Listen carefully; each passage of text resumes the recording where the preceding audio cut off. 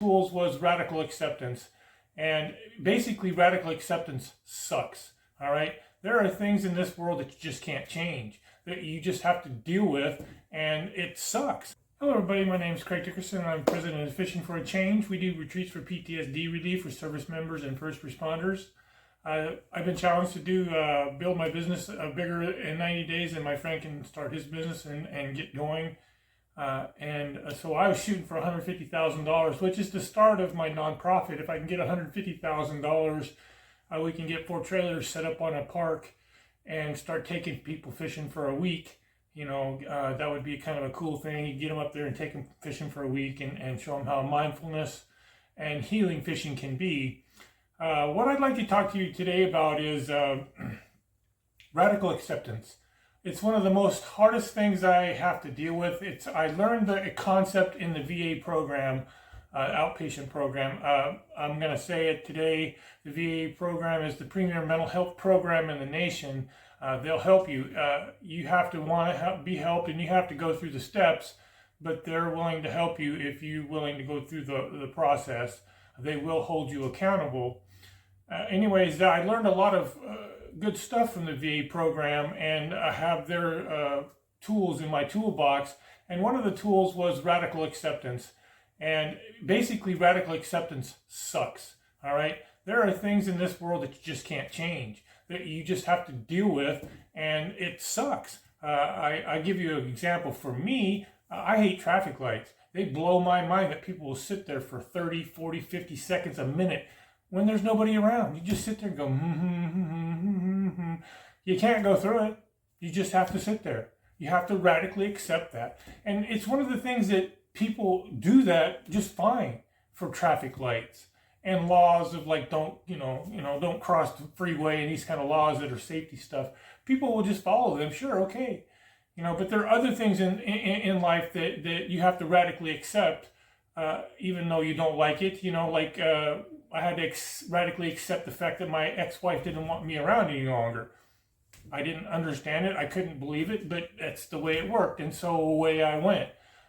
It took me a minute to come to grips with that. But once I did, I stepped away. And once I made that decision to step away from it, I haven't looked back. It was a tough thing, radically accepting that. What I'd like to say is there are things that are. And it doesn't matter how you try to bend the narrative and bend your truth or bend your feelings to make that fit into this radical acceptance of this immediate truth, it's not going to work. You need to go ahead and accept it and deal with whatever the consequences or the negative outcome or even the positive outcome, whatever it is. You have to go ahead and deal with that. There's just no way around it, and that's what is called radical acceptance. I will say this: the other thing that I learned in the VA program was dialectical thinking, which we're going to hopefully implement both of these things, all of this stuff, into the retreat if we can ever get the money coming in. But dialectical thinking lets you know that more than one thing can be true at the same time. And you're like, well, no, it can't. But yes, it can. So let me explain. Let's say you and I were watching an event, and we view the event.